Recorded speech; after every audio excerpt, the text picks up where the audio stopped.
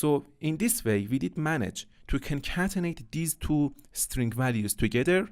And here, as you can see in the emulator, these values are together here, okay? The name of my cat is my cat. So let's actually go inside this main activity.java here.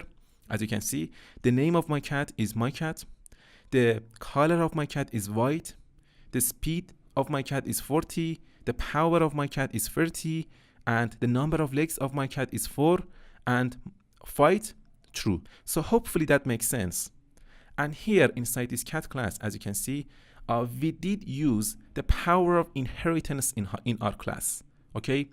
So please make sure that you write your codes in this way. If you want to be a professional Android developer, or if you want to actually apply for your dream job as an Android developer and actually earn top money, please write your codes in this way. You need to actually write your codes in this way in order to persuade the employers to employ you, okay? If you write your codes in this way, everybody wants you to write their applications, okay? Because this way of writing code is the most professional way of writing your codes, okay?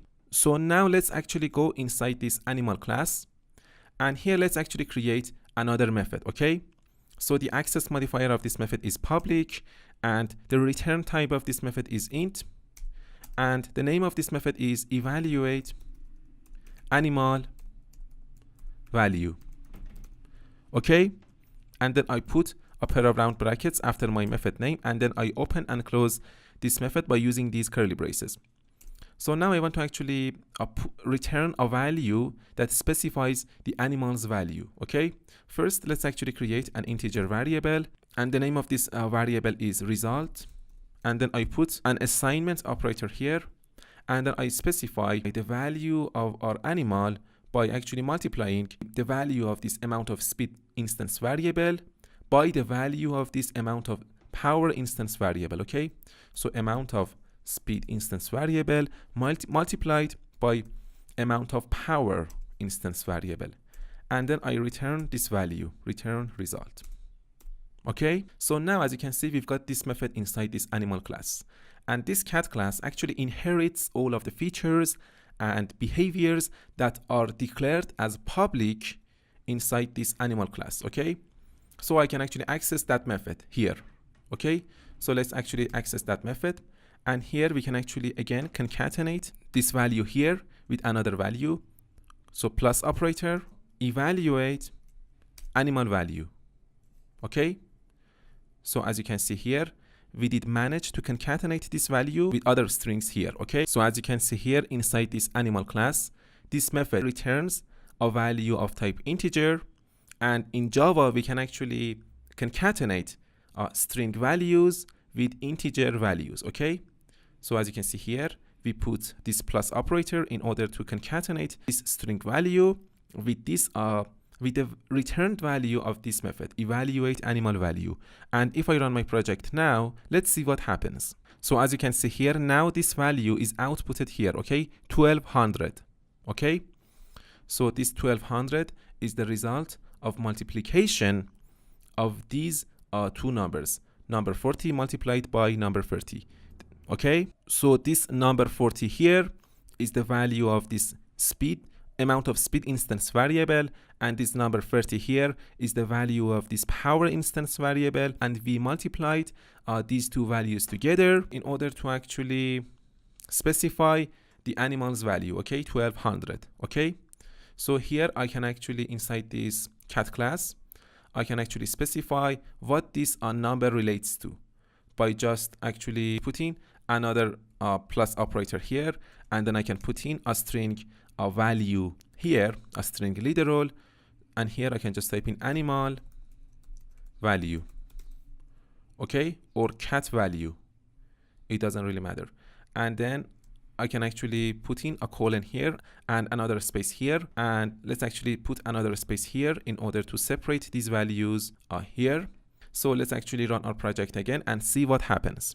Okay, as you can see now, this value is outputted here, okay? Animal value 1200, okay?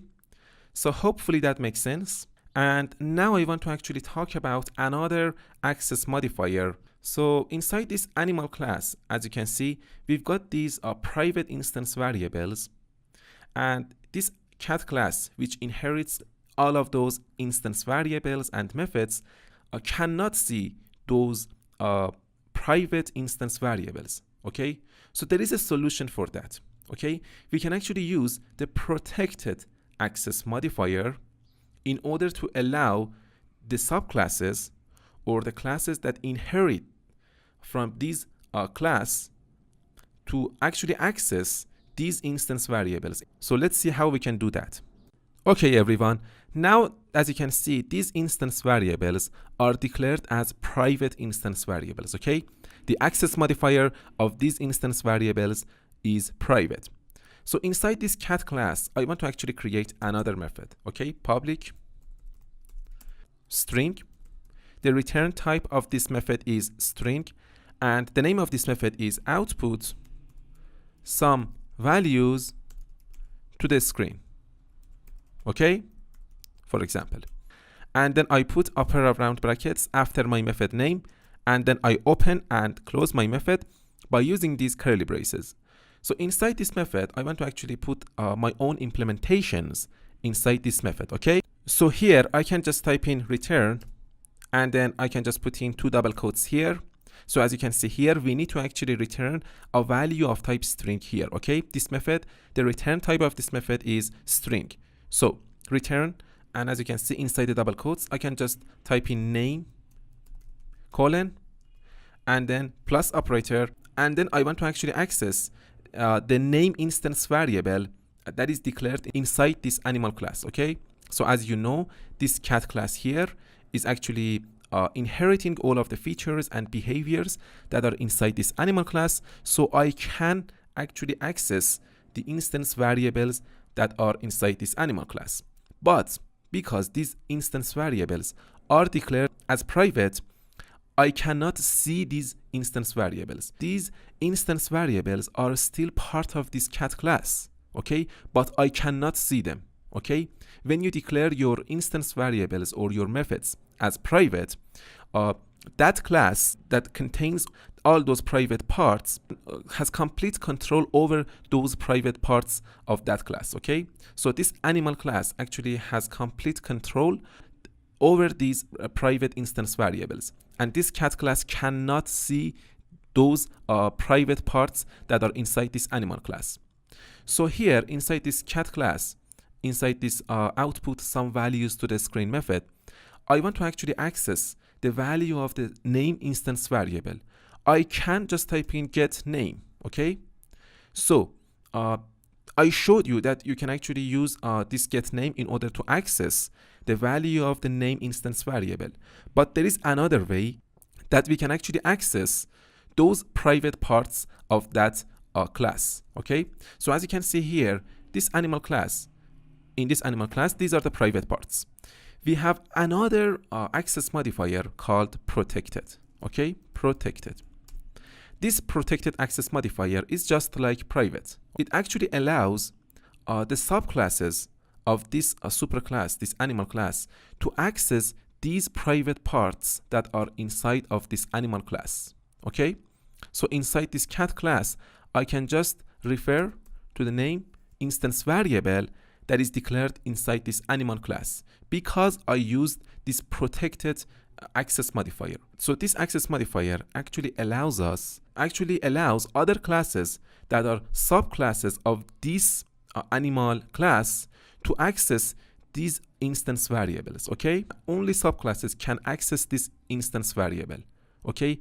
The cat class is actually related to this animal class, so I can actually access this name instance variable, okay? Because we are inheriting all of the features and behaviors that are inside this animal class, okay?